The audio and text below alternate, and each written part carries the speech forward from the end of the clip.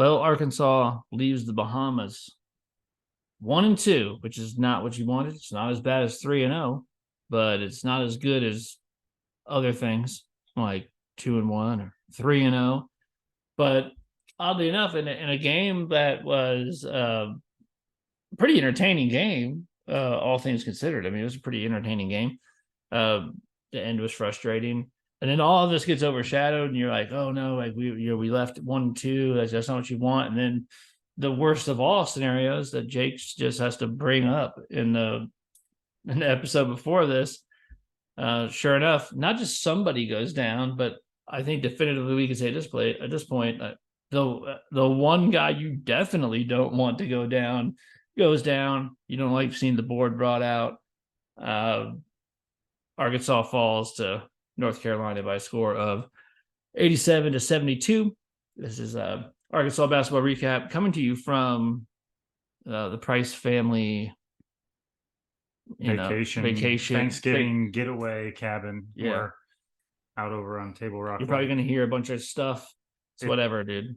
You are definitely. There's like 40 kids here. They're playing flashlight dark chase right now, and when they get down here, they're upstairs right now. When they get down here, you're going to hear chaos of footsteps and yelling and giggling. So sorry about that. That's the way it is. But we'll probably make this kind of short. No one's going to want to watch it anyway, because I mean, it feels like now we're like, okay, let's what can we do to Duke?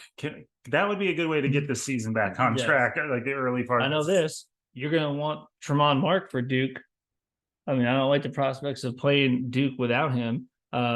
We checked before we did this. The latest update, this might change probably obviously by the time you watch this or whatever, is that he was released from the hospital in the Bahamas. They didn't see any major damage to his back on an MRI, and he's going back to Fayetteville in the morning. That's what we know, and so that's positive. I mean, that's a lot better than I was shocked that they brought that thing out there, because. And I know you can't tell, but if he was going to be super injured based on that fall, and I'm not saying it was a delightful fall, it was kind of hard, but I've seen guys take sometimes harder falls and more direct on their tailbone and not shatter their tailbone. A lot of times you see him get stingers and stuff.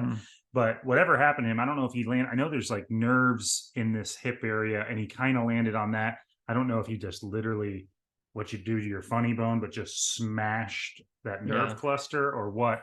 But I was like, how could he possibly be severely injured? Well, you just never know too, dude. I mean, because like sometimes it's not like how hard the fall is, but sometimes it's just like you fell the worst way, right? I mean, I've done this with like I was looking at before. I was like, did he because he wasn't moving, and I was like, personally, I was looking at going, there's no way a guy his age, like, if I fell down on my butt like that, I might shatter my hip because I'm old. But like, I was like, the guy his age falls that far all the time. I mean, like that, there's no way he broke his spine or his hip. I didn't think. I mean, maybe, but I was actually, because he was obviously really hurt and couldn't move. I was looking before, like, did he pop his Achilles? Did he tear his, ACL off or something like that? Was it something? Because a lot of times you'll see when guys do that, they don't even know they've done it for a second. You know what I mean? And I was like, oh no, did he beforehand when he was moving through there, did he snap his MCL or something like that? And but appears that it was his back. And according to Twitter, which maybe isn't the most reliable thing, but people are saying like they didn't find anything on the. By the way, that doesn't mean that he's playing on Wednesday. Obviously, it doesn't mean that. He might have hurt his back and he might be out for a while. We don't know. I would be, I mean, it would be nice to hear an update that's actually from somebody. Just don't know what it could be. It kind of seems like he stung something, but like Jalen Graham's missing a lot of disc or something. I guess Jalen Graham's missing a lot of games right now with just back spasms. Can't play. You know, and you have a way worse back than me. But I do know when people hurt their back, you can't play basketball with a hurt back. No, I mean, if he compressed a disc or something like that, like, dude, I mean, I hate to say it, but that's like something that starts a lifetime of annoyance. Really, backs are just a pain in the butt. Well, that out of the way, obviously we super hope that he's not hurt bad. Hopefully he can come back very quickly. Hopefully Wednesday, but if not Wednesday, as soon as possible. That would put a real man, whatever, however you feel about the season, that wouldn't help. Dude, that would be a real damper because I mean, this game it's that we could just play last game's analysis for this game basically, with the exception of the slow start. But as far as it is all the same problems, Musselman is trying to figure out.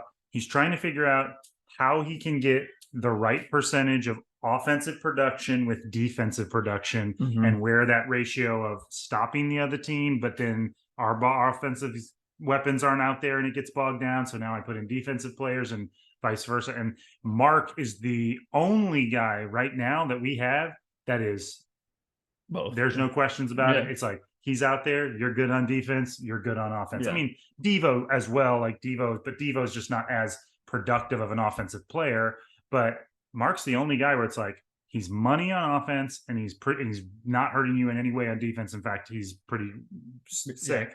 But everybody else, dude, I mean, Battle and Ellis, I don't know what happened. Or like, it's so Fally. Here's what Ellis is struggling on defense. He's struggling defensively. He's struggling psychologically with his mojo is gone. Yeah.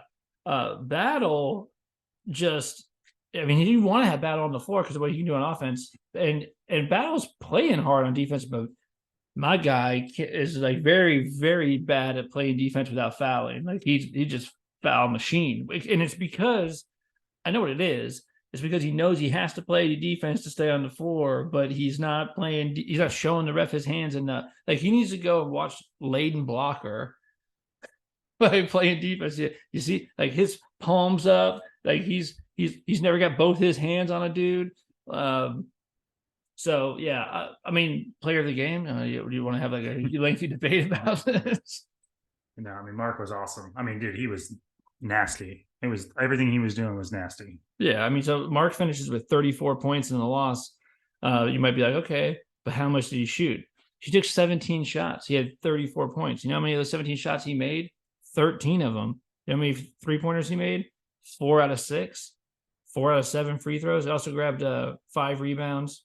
Turned the ball over once. I mean, like had a block. He was. I mean, and by the way, those shots weren't easy. They were. Well, he was making tough. And that is the problem. Like, I mean, ever the pessimist, me. I'm pretty scared. Like, this tournament has bummed me out. Like, I don't think we should have won the first game. I mean, not think, but like, probably we should have lost the first game if that guy makes free throws. We kind of got not gifted. They won it in overtime, but like we got helped out a little bit. And we are sort of spiraling because while that game, if you watched it, it was a little bit sneaky and like we had a lead in the second half. Well, and because it was a comeback, because we were down by 10, and then we came back and got a lead, and because the scoring was prolific, and because Mark was going off, you could be tricked into going, well, at least that was kind of a good game. It really wasn't a good game as far as all the problems were exactly the same. We didn't get our asses kicked, but we lost by 15. Yeah. And you lost by 15, and they scored almost 90 points again. And not again, but I'm saying, here it comes. but our problems are like, no matter how hard, our shots are so difficult. We did when we had that comeback. What I was talking about. We talked before and after podcast, so I can't remember what. We got some buckets. We got buckets in transition. We got quick, easy buckets in transition, and that's how we got that, comeback and how we got that lead.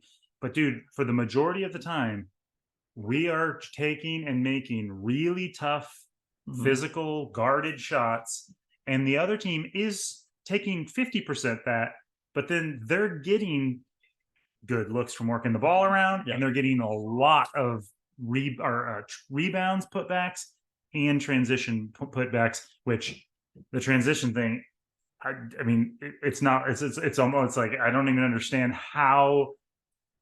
Like, I don't know what he's going to do. He's going to run some kind of a drill where he throws the ball up, and the second it hits the rim, the last guy to get to the other side of the court, it has to go run the stairs or whatever. Because I don't understand how they can catch the ball and watch, and then and there can be a guy with a step going that way, and you're not just, and like you can see it, like the other team's player will get the ball and look up and be like, and he's throwing it, and then our guy's like, oh no, that guy's back there. And it's not like we have a roster full of dudes that are just like Well, dude, we just don't have the athletes. That ain't it, No, it's dude. not. That ain't It's a it. mental thing. They're not paying attention. They're distracted. Just Yeah. for a second, they're distracted. You know what I mean? Oh, dude. And by the way, what's true also is if Mark doesn't do what Mark did in this game, like we lose this. I don't know how bad we lose this game. Yeah, If he Mark was unguardable.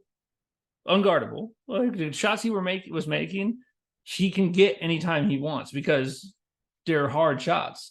They're unguardable, and if he wasn't unguardable, I don't know what happens in this game. But I mean, if you want to be someone else is taking those shots, obviously. But again, he only took 17 of them. I say only. I mean, it's a lot of shots, but not when you're making them like that. It's not. I wish you'd taken 50. well, actually, in one of the runs, I kind of thought they went away from him. I'm like, dude, you have to just give him the ball until he misses. The start of the second half, we had so much momentum going, and I don't know if Musselman said this after a timeout, but he surely noticed it because I noticed it. Why are our big guys dribbling at the 3-point line ever for any reason? Yeah. Why are you dribbling? I'm talking about like, okay, maybe one dribble, but like stop trying to make moves. And the thing is, I know that Brazil and Bayfall and these guys, they're talented athletes. Like once in a while you'll see them as big men, you'll be like, oh wow, he freaking dribbling in and then floater, and it's like those aren't the shots we want. And if you do that 20 times, those guys are going to turn the ball over 6 times. Yeah. And it's like, and then they're going to. Dude, can we get a post up? Like, I mean, Brazil tries to do like a back post up. Mitchell's kind of the only guy that's like post up, but he didn't do it that much. Like, we got to get something going on. Even the ball thrown into the post as a way to work the ball. Dude, that's how you get clean looks on the wing. Yeah. But no, we had several things happen like in that first half where like somehow Brazil ended up at the top dribbling the ball around and then like throwing a head fake and driving in. And like I said, I know he's capable of making some of that stuff, but when you have Mark and these guys, like, I don't want them spread to the corners with Brazil or one of these guys trying to dribble the ball. And we turned the ball over a couple of times, and then they got a little bit of a lead. And the main problem that's scary is when you're getting that kind of offensive production out of Mark, and then even when you've got guys like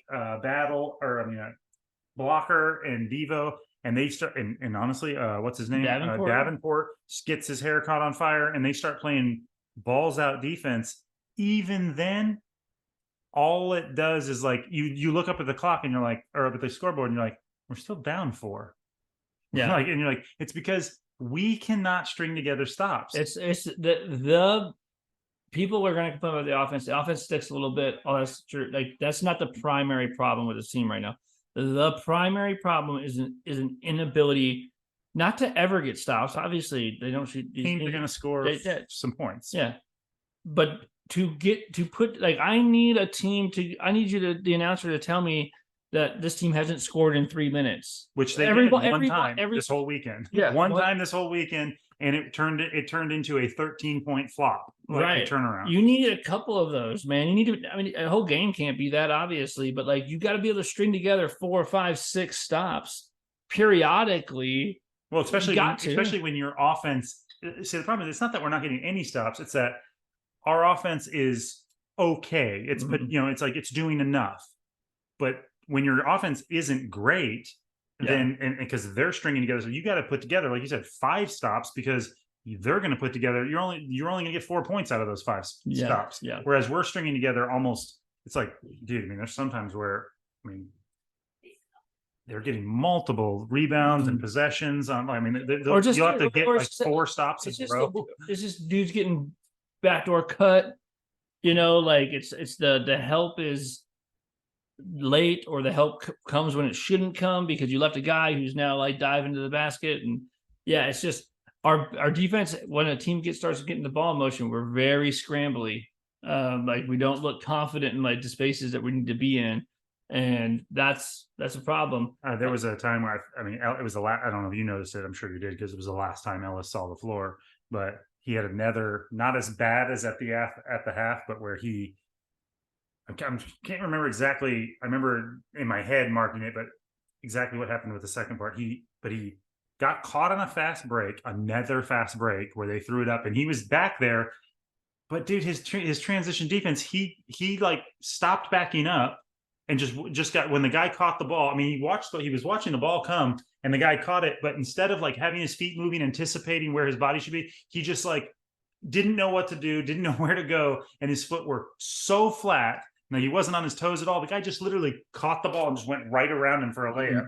And then the next play, I think he was dribbling around. I think he gave up a 3 by trying to chase some. Mm-hmm. It was one on his side. Like the guy he left and didn't get back to quick enough, hit a 3, I think, and he got pulled out. And I mean, it was I think that was when they went up by like 7 in the second half, and they never looked back. But anyway, no, like you said, with Battle and Ellis, dude, you don't have, not everybody, we've talked about it ad nauseum, not everybody's going to be a great defender. Not everyone has the aptitude to be a great defender. Not everybody has, the chemistry or whatever. And it's not effort. Those guys are giving effort, but effort is meaningless if all you're doing is hacking up the other team. Yeah. And you can even be a pedestrian defender or like you can give up some basket. A coach can tolerate you making mistakes if you're not the greatest defender, but you have to have offensive production. If you're that kind of player, you know what I mean? If you're JD Note or one of these guys, like if you're not scoring, JD Note was a good defender, but I'm just saying, if you're an offensive minded guy and the offense isn't there, then you are worthless out there. You know what I mean? Like if all you're going to do is go out there, be out of position, put more on Devo and Blocker's plate, and basically beg for Brazil and these guys to clean up your mess by swatting it into the bleachers, which by the way, still just gives them the ball back and they get to do it again. But those guys, I mean, you're watching like I think the coach is just like, I know I have to play these guys because I need some offense, but what am I supposed to do when I go out there and they're giving me 10 points for the whole game, but they're giving up 15 and they're fouling 4 times. You know what I mean? Yeah. So I mean, it does seem like, if you go through some of this, I mean, he's trying stuff. I thought, I'll give you some positives. It seems that I didn't see anything in that game that makes me think Layden Blocker is not starting against Duke at the point guard spot. No. Oh yeah, I thought he's played pretty well. He's played within himself, and he's bringing the defensive intensity. Yeah, he's got to learn to. He's made some really good moves to the basket. He's done a couple of times. He's got a little he's a freshman. He got a little excited, but he can get to the basket, which is good. And defensively, he's been great. I mean, he's the guy that was actually getting pick run outs, and like that kind of, we need that kind of stuff. Well, and like I said, obviously since Blocker's been in the lineup, it has not shored up the defense. The defense has still been just as bad, but you can tell that he's bringing the effort and the intensity, and then he's also like what you're talking about. He kind of clearly, you can tell that he has that. He is a defender, and when he coming out of high school, everyone knew that. He's built that way. He's a natural. He's not a guy that's just giving you effort. He knows how to defend. Yeah, and he's you need him out there as a standard. I feel like you can tell when the way he's jumping around, even the way he's going after rebounds. And every time the ball's going out of bounds, somehow Blocker's down there trying to grab it. Twice in this tournament, he's had to haul ass over to grab a rebound that jump out of bounds, and both times throws it off of somebody else. That's all hustle and effort. And when you have a guy like that, I think you can tell it's setting a standard for the other guys. Hey, this is how you're supposed to be playing. You know what I mean? Especially when you're on a little bit of a losing streak. You guys got to be giving, especially when that guy happens to be a freshman, jump on the floor kind of effort. Yeah. So I thought I actually thought this was the best Davenport look. I liked. He walked. He did some things. I don't think he's a great defender, but he was really trying to defend, and he was trying to get the team hyped up and stuff. You could tell. I liked his passion. And of course he had 9 points. He shot the ball pretty well. I liked that from him. I thought it was his best showing, and I could see, and not just because he had 9 points, but I could just see maybe there's something there. You might get in there. Dude, obviously Mark was great. Devo didn't score. Devo didn't really even shoot. I think Devo was yeah, I don't know what the deal was there. I mean, I literally, I'm looking right here. I think he literally didn't take a shot. That's wild. If that's true, if it's not a typo or something, that's crazy. If he did not do that, but anyway, Brazil. I mean, he didn't do anything. No, I mean that's what if you want to be positive about it, you'd say, well, you only lost by 15 to a good team when Brazil did nothing, Devo did nothing, Battle basically did nothing. I mean, Battle had 9. That for him, that's not a good game. I mean, dude, you know who the second leading scorer on the team was after Mark? If I had to guess, just take a guess, dude. Mark. I'm trying to think about who was scoring. I mean, was it like one of the big guys? Leighton Blocker with 11. He was 3 of 6 from the floor, 5 of 6 from the free throw line. Man, dude, like, I mean, 11 points is like, I mean, I know your second leading scorer only had 11 points. That's not great. It's not great, but it was your freshman point guard. I mean, like I said, I think Blocker's played himself into whatever the rotation ends up using Blockers in it, right? Well, if he can start to score, there's no doubt, because that's what Muss is looking for: offensive production that. I mean, if Blocker gets you 10 a game, he's in the rotation. Probably for major minutes, 20 plus minutes a game. I think so. Yeah. Well, we're gonna probably make this kind of short, just because I don't even know if it's been that short. Things to work on. Wants to watch it. It's a bummer. I mean, thankfully, Mark is not. I mean, as long as all that's true, hopefully he's not hurt really bad, or this doesn't end up being some kind of weird back injury that bothers him throughout the season. It would be. I mean, I don't want to be too pessimistic, but unless Battle or one of these guys goes crazy, we have no shot against Duke without Mark. Yeah. I mean, Mark is, he's the single best player on our team by leaps and bounds right now. He's playing better than anybody else. Yeah. And I think too, the other, maybe, if you want to be optimistic, I do think that if we had dude, we got guys that can play defense, but nobody can put the ball in the hole. I think that's a harder thing for Muss to fix.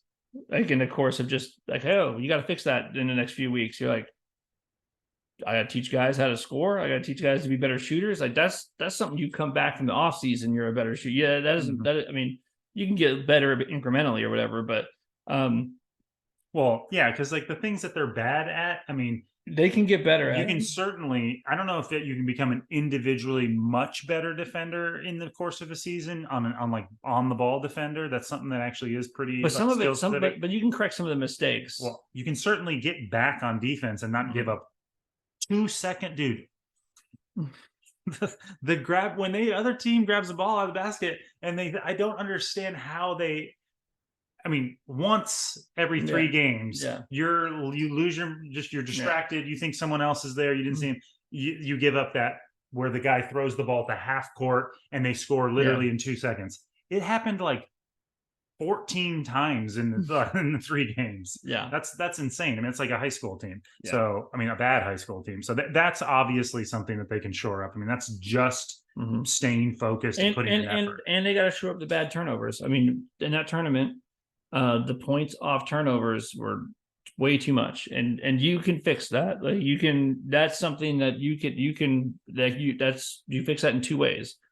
One, you guys start not turning the ball over because they start taking better care of the ball. You can learn to take better care of the ball, not try that thing that you shouldn't try, not dribble in between those 2 defenders, all that kind of stuff. The other is, of course, Muss does have enough guys here also where he might just be like, when you turn the ball over, that you get yanked, and you get to figure out. And so I think that's what Muss has really got to figure out. The rotation is not going to be 11 dudes deep or whatever.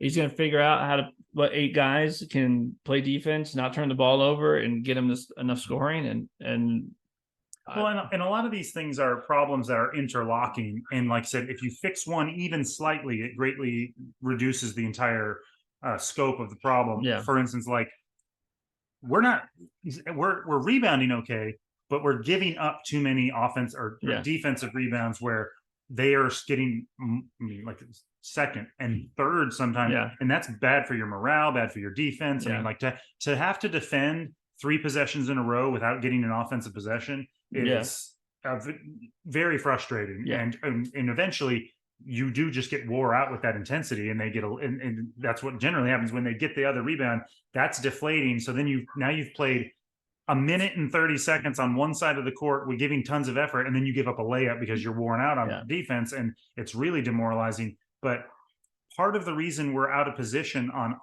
if you've noticed, we rebound on our side of the court decent. We're giving up extra rebounds, but it's because our big men are constantly having to try to, they're in a spin cycle looking around because our guards a lot of times are out of position, not Devo and the blocker, but the other guys are letting guys get to spots, and our big guys are having to, even if it's not totally come over and help, our big guys are having to shade when they necessarily shouldn't, and then the pass is getting dumped down behind them, and then they're behind them trying to block it and affecting the shot, but then they're not able to box out. You know what I mean? Like they're constantly have their back out of position. But if you start fixing that defense just a little, you'll see the turnovers be less, as effect, like, because you won't be turning it over in transition, and you'll be able to, if you're getting those rebounds, you're not getting second chance points constantly for the other team.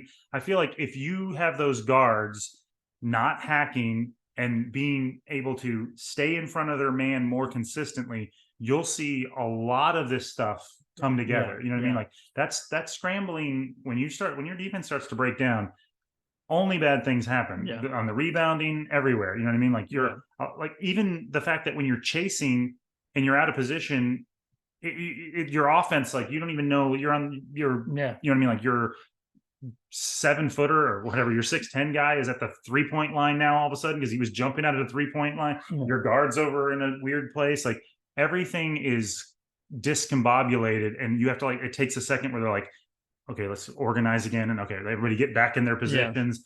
And I mean, that happens a lot in basketball. It's just happening too much for us. You know what I mean? Like, and a lot of it is stemming from the inability of our our perimeter players to stay in front of their guy and not get out of position and needing so much help.